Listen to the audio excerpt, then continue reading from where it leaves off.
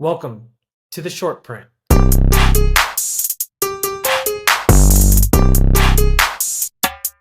Welcome, everyone. We're trying something a little bit different this episode. It's been a few weeks.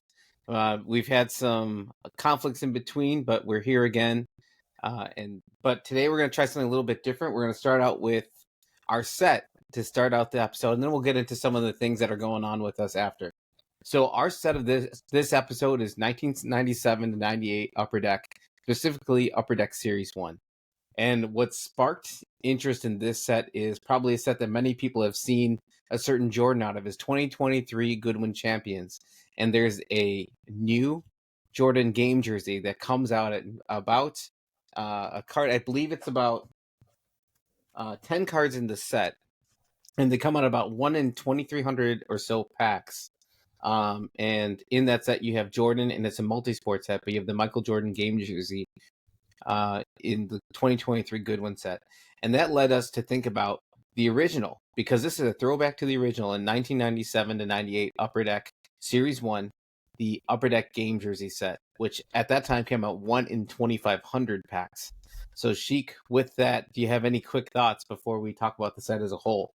Yeah, let's talk about where that set is. I'm talking about the 2023 set. Where is it in collectors' minds right now?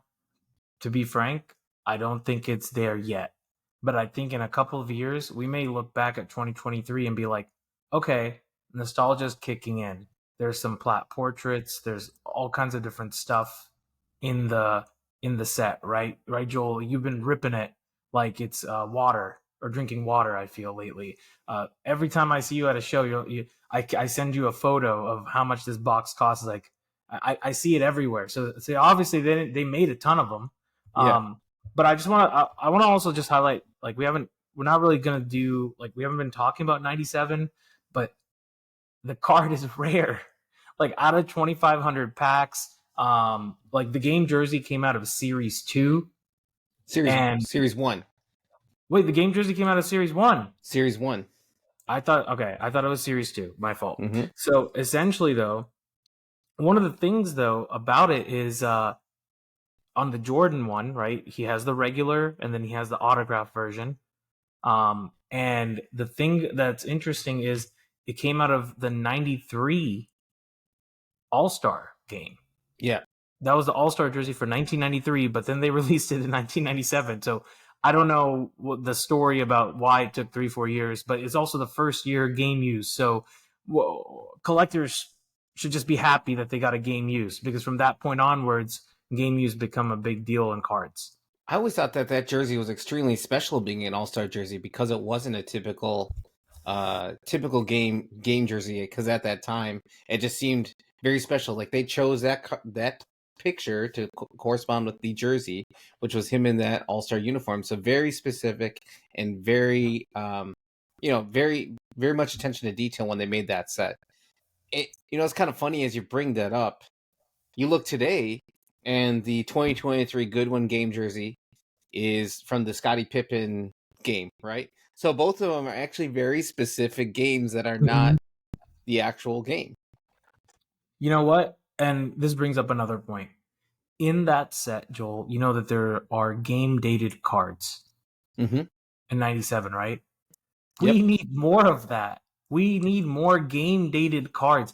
I really hope, and it doesn't have to be for someone like Sasha Vujacic. I don't care about your game date. I'm sorry. But maybe for some of these more prominent players, like when we go back and look and we're like, okay, Damian Lillard in the Portland Trailblazers playoff game where he called game on Paul George from, like, the logo. We get a jersey from that. They put it into the card. They start telling us that's where the jersey comes from. You're talking about a different level of price also that people will purchase for that. People will remember him in his career highlights. When they show him in the Hall of Fame, they're going to show that shot against Paul George. It's not, they didn't win the NBA Finals out of it or anything, but it's one of his best moments. So I really hope they bring back game date cards like they did in the set. That set didn't have game used jerseys on those game date cards, but that would be really special. I could see that everywhere. It would be amazing in soccer, in F1. This is the race that Lewis Hamilton won in 2022. I mean, I don't know why they don't just hire someone to give that extra little detail. I mean, I think they cover that today in the timeless moments a bit, but it's a little bit of different theme. I think the interesting concept about the original game dated cards in the 97-98 Upper Deck set is, first of all, you had the base version of that card, and I'll tell you this: part of the lore of the time was that you didn't necessarily know. Anyone who pulled a game dated card was confused, right? So when you opened in a pack, you pulled that and you thought, wait, is this the hard to get special one? Because Mm-hmm. you would never see these hard to get. Basically, it was the FX version of the card, which had kind of a, I don't know what you call, almost like a foil background to it. Um, Yep. if you were to pull one, unless you knew what you're looking for, you would think you would notice that it was special, but at the same time, it could blend in with the rest of the pack, because you're just not aware that it's something special that you're supposed to pull out, because of the fact they had the base version and then the FX parallel version, which is extremely rare. So if you're looking through dollar boxes or even quarter boxes, those are those cards that might pop out still today, because it's not like a PMG where a lot of people have become aware of them. This is one of those kind of inserts that could just pop up just because people open the stuff in bulk and it just got lost in those quarter bins. For sure. And then you know, just so that the audience knows like how much those 97 cards sell for, the Jordan hasn't sold for 2 years. I'm talking about a non-auto, right? Auto, no, we don't got the bank for it. It's very hundreds and hundreds of thousands of dollars just because they're numbered out of 23. But the jersey one, like the last sale was like I think about 18K about 2 years ago. But essentially, like I'm just showcasing that like these are all in collector hands. I don't think there'll be any more left in packs. If so, they're gonna be very limited. I don't even know how many boxes would be out there, even if you wanted to buy one. Yeah. I think it's very interesting that the original is 1 in 2,500 packs, which felt impossible when in those times. And today, for some reason, it doesn't feel impossible, but it's 1 in 2,300 packs. So it's essentially almost the same, just a little bit different odds. Maybe it's like slightly easier, but I think the way that we break today is completely different, right? Yeah, Back then, might be we open a couple packs, or if we're lucky, a whole box of cards, which is insane to think about, you right? know, But today it's like box after box after box after box. well, you know what I think? I think there must have been breakers, like case breakers, before it became online. Like it's very possible that some of the more prominent card shops in America, maybe in 90s or 2000s, maybe they already got their customers to do this concept, but they were just localized. Just that one shop was doing it because they have the customer base, and then they were able, like people were able to buy spot into that case or whatever. But yeah, what else did you enjoy about this set? What any other cards prominence that you love? Yeah, well, this was kind of that time frame of Jordan's retirement and leading up to Jordan's retirement, and there was a lot of Jordan themed sets at this time. And particularly in this one, Upper Deck's not really known for any big inserts, which is kind of a strange thing considering that people Yeah, love the way that Upper Deck cards look. But there was a couple of Jordan specific sets. In Series 1, there was the Jordan Airtime, which is 1 in 12 packs. And that one, it looked decent. There was a kind of a foil bottom of it that said Airtime. I know I felt excited when I got one just because 1 in 12 felt tough when you're opening a couple packs a week or something like that, this product. In Series 2, there was an insert called Airlines, which was a Jordan specific set. And it was just basically different poses of Jordan. There was, I wait, believe, 10 I'm trying to cards? think, what do you say? Was it 10 cards? And it was It was 12. So 12 cards in that set. And they were all die cut. And it almost looked like there were lines that kind of, almost like the sole of a shoe, actually, now that I look at it now. yeah. And it was die cut, and it was a nice looking card. But that being said, every card was Jordan, and because of that, I think it made it feel like a little less special to have the Jordan because you knew that every card was Jordan in that set.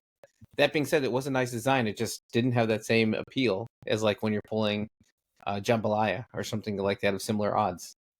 what did you think about Grade 8? Did you like that? That was actually a card I never really saw.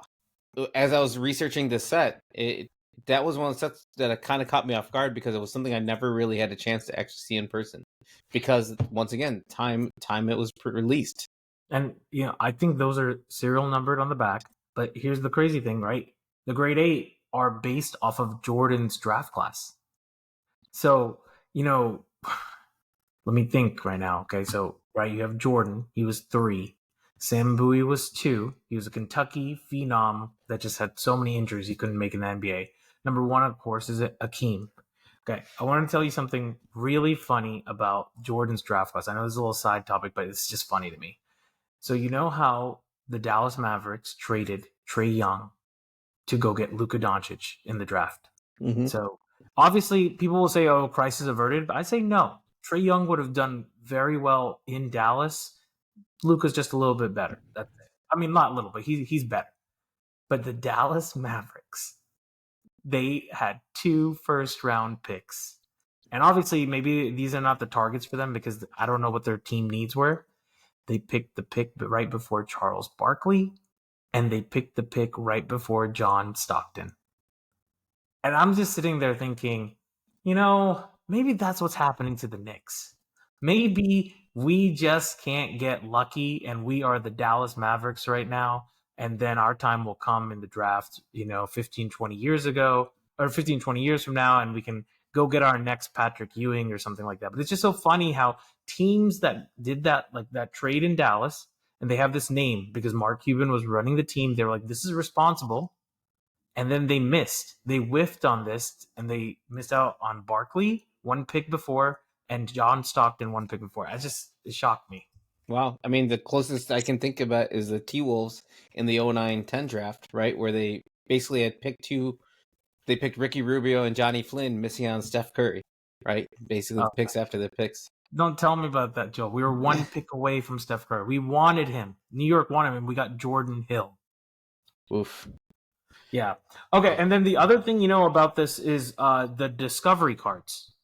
The Rookie Discovery 1 and 2. yeah. So the Rookie Discovery 1 was when you pulled out a pack, it was actually where the bottom lip, it was die cut and the bottom lip was the larger part. And if you got the Rookie Discovery 2, it was the more rare version of it. And that was on the top where you get the die cut. And I believe those were in Series 2 of this product. My favorite card was the records. Oh, really? For me, it was the set that I was going to talk about next. It's the Diamond Dimensions. Ah, yeah, that's a good one too. And so actually, I mentioned how Upper Deck inserts really don't stick. That's actually one Upper Deck insert that stuck pretty good and are pretty rare. So there's a High Dimensions, which was the more common parallel number 2000, which if I pulled one, I was excited because it's a card, even though it's out of 2000, it's still numbered and it was difficult to pull. If you pulled a Diamond Dimensions number to 100, I believe the Jordan today is pretty expensive. I don't know if that's something that you know offhand. I don't know. I don't know off the top of my head. I'm going to look that up really quick. But is that a set that you've seen before? I've not actually. First of all, I've opened a couple of packs of these, but more so like more recently where I had a buddy actually buy a box and then he let me buy a couple packs and then rip it. But at that time, and this is just me being transparent, I was early into the hobby. I didn't even know that the first game jersey was coming out of this set.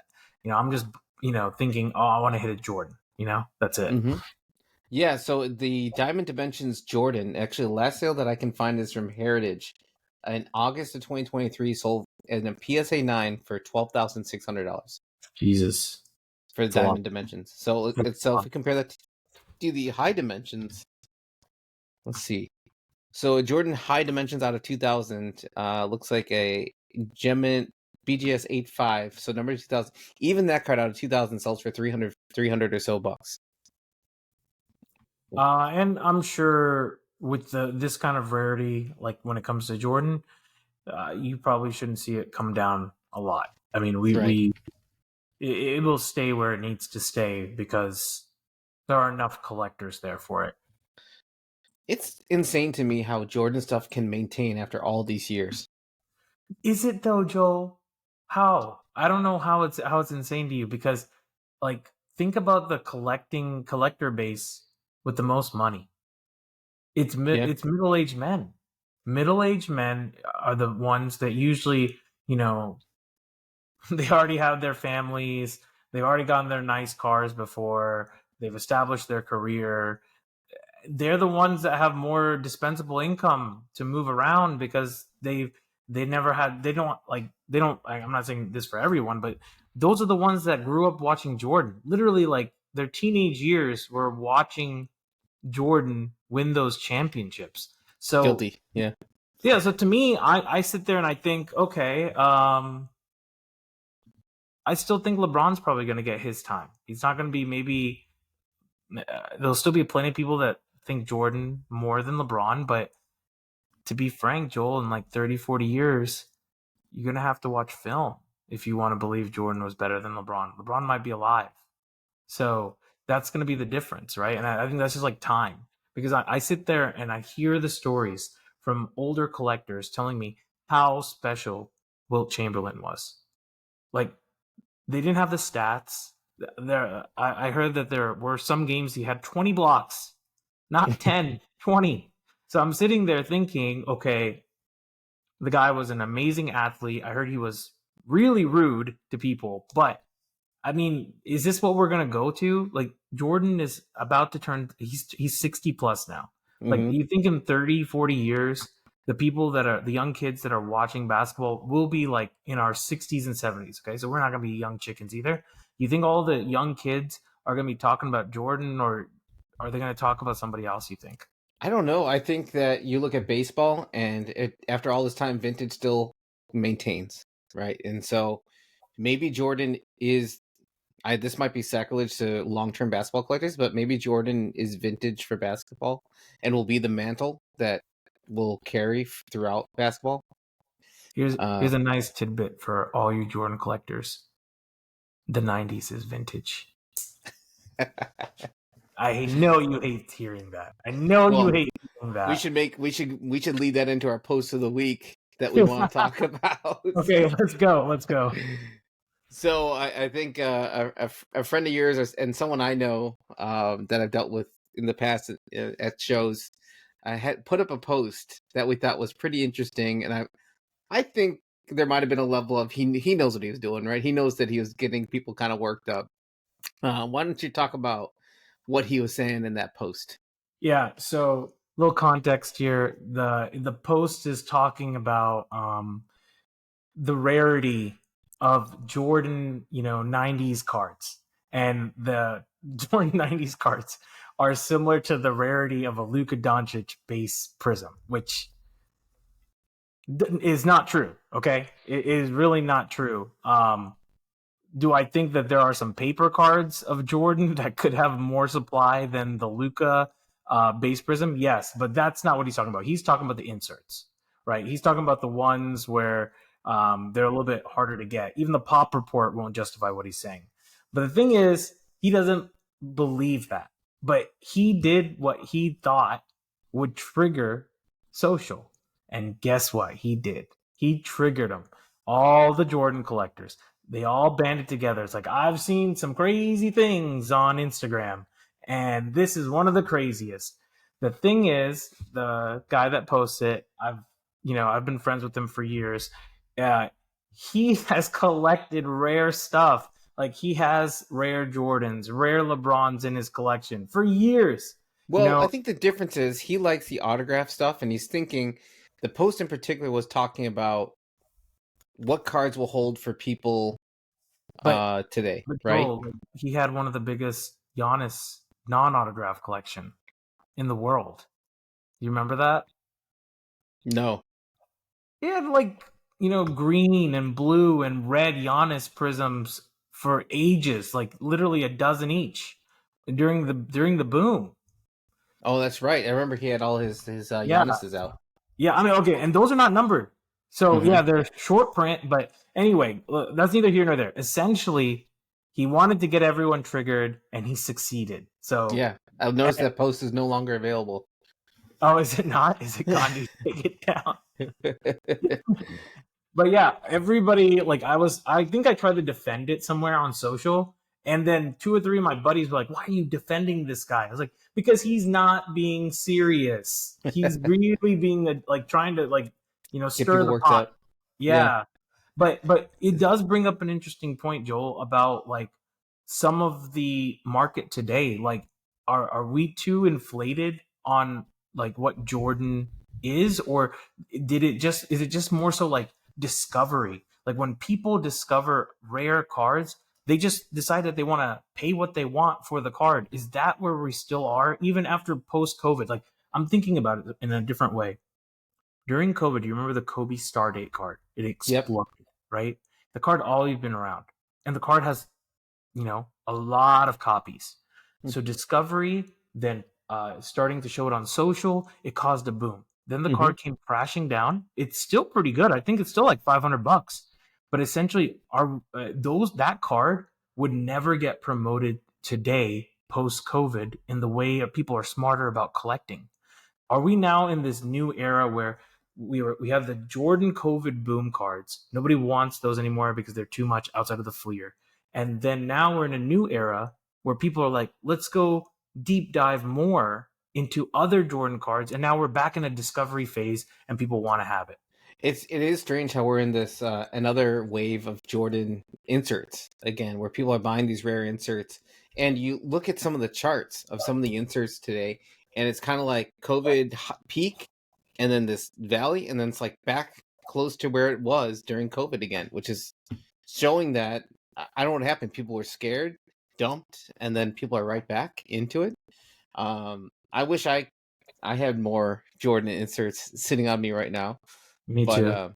it's it's amazing. But it does make me glad I'm still pick up my '90s inserts. Actually, speaking of that, leads to my card of the week that I picked up, and it's actually a Shack That's Jam. Ooh, that's Uh, jam. that's Jam. So this is from 98.99 Skybox Premium. These are 1 in 96 packs. And the reason I picked this up is, first of all, I needed like my Shack inserts, and because it goes with my other foodie card, my Dunkin' Go Nuts Shack that I've had for quite a while. So Okay. yeah. This time, okay, Uh-oh. so you also have the Kobe in that set? No, I need it. Okay. When I Oh, there we go. Oh, Yeah. so are you going after like rare inserts of Shaq now, or is it Yeah, just like for a while I've been so I have a whole bunch of random Shack inserts. Um, I don't need to go through too many, but yeah, I got my Noise Boys also. all right, let me I, ask you this. Okay, you're starting a team. I'll let you have like let's just say you get Jordan and you get LeBron to start the team. You want to get one of these. You take Duncan or you take Shaq. I think if I already have Jordan LeBron, I take Shaq. Okay. Good. Because I will take Duncan in my card of the week. So this is the '04 pristine gold refractor Duncan out of 27. Weird set. The refractors are out of 25. I don't know if you can see it. There you go. And Yeah, then wow. these are out of 27. But yeah, I got to get this bad boy graded. But essentially, it's not even doing it justice in the camera. It's so freaking beautiful. Yeah, it's a great set. Yeah. So So, before um, we kind of wrap up today, I gotta talk about I made my first trek out to Dallas for the card show. It was awesome. my first ever Dallas card show that I've attended. Have you been before? I believe you have, right? I've been about 4 or 5 times. Oh, But only like probably two. Yeah, I've been 4 or 5 times, but I think I went a couple times during COVID, and then I've been 2 or 3 times like in the last couple years. yeah. For this one being my first, it felt very satisfactory. I felt like I heard from some people that this is the biggest crowd that they saw in like the past year, 2 years, right? And since it was at peak Dallas, and you've heard people say consistently that Dallas has been good for them throughout, right? But this show in particular, I think they had a lot of the Texas Rangers players there, and that was a big hit of bringing a Mhm. big crowd out. I'll tell you, Saturday around noonish or even before noon, it was packed. I mean, like I was just trying to navigate through the show, and I wasn't even carrying much stuff. I felt like I had to kind of bob and weave to get through the amount of people that were at the show. Um, to me, one of the most impressive things that I saw was trade night, and not just because like wow, big trade event. It's the amount of time and effort that they put into the trade night. The fact Mhm. that the hotel lines the hallways with tables and gives people areas to sit. It's not just like a normal trade night where you have a bunch of people on the floor. This is literally like a show in the lobby, like Wait, is this all your through the first hallways. time? Is this your first time in Dallas? This is my first time. God, yeah, they have like is one of the sickest trade nights. Yeah, and I heard that there are people that just come just to attend the trade night and don't even care about the show. I mean, a lot of people are overpriced at the show, so they probably can't buy as much. It's probably better for them to trade. I've gotten a lot of good cards out of those trade nights. And did they open up the room? They do it in the Yeah, the Starlight Room. yeah, but before that room existed for trade night. By the way, like the hotel is very gracious in allowing this. Honestly, like Yes, the hotel 100%. really has to be for this. If I was a non-card event person trying to go to this hotel and stay there, I would be extremely annoyed. But I'm not. So, but essentially, they open up this whole big side room in like near the lobby, and before that, they actually had everyone in the lobby, and then there's a whole hall that's in the front of the main room for the show floor, and the show floor is locked up at night. But like everybody would stretch all the way down that main hall before this room was created and allocated for trade night.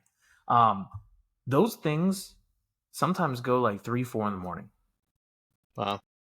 Yeah, The I got Dallas. tired at so it was the night of the Niners Packers game, and I kind of did my tour. I walked through the tables. I couldn't really identify something I wanted to go after. I was feeling just tired. And this is where I'm just old, right? Like, so I'm just getting tired. And then I just decided to camp out near the bar area just to watch the game because I thought it was fun just being around all these card people as this game is happening live. And you feel the electricity of people being like, oh, like the people rooting for their Purdy collection, people rooting for the Jordan Loves. All of a sudden, you walk around, you see people looking for Jordan Love cards, and then the guy's like, "Oh, like 10,000 or whatever." The prices start I mean, going up. FYI, like Jordan Love is going to be so hot next season, Yeah, like coming out of the gate. Think about what happened to Trevor Lawrence last year and him in the playoffs. They came back from that 27-3 down or whatever. Well, Jordan Love is going to get that effect now because of what we see in the playoffs. But I'll tell you this: I have a big card of one of the remaining teams in the playoffs. I will not be telling you guys what they are, but essentially because I don't want to jinx myself. But next episode, if this guy makes it to the Super Bowl, I will show it to you. So I'm succinctly like, and I think that's what makes cards fun, right? I'm not a football collector. I really am not. But sometimes I just like to have stuff. So I bought a big card of this guy. I'm waiting. I'm gonna watch the game, and I'm gonna root for him, right? I'm rooting for yeah, him to succeed. It really is sometimes like fantasy sports. Lastly, before we go, trade deadline is happening, so I think by the time we have the next episode, we may know some other trades that are about to happen in the NBA. Maybe it may change some card market things like that. But right now, we're kind of like entering this dud phase in the NBA. It's like the calm before the storm of All Star Weekend, and now everybody's attention is on baseball and then a little bit of football left. But I think people are just trying to unload their football right now. yeah, Yeah. yeah. Well, you know what? Why don't we wrap up there for the week? I think we're gonna try to do another one this coming week as well to play catch up on us missing one this past week. But once again, thank you everyone for listening. If you can, hit like, hit that subscribe button, and tune in next time. See you guys.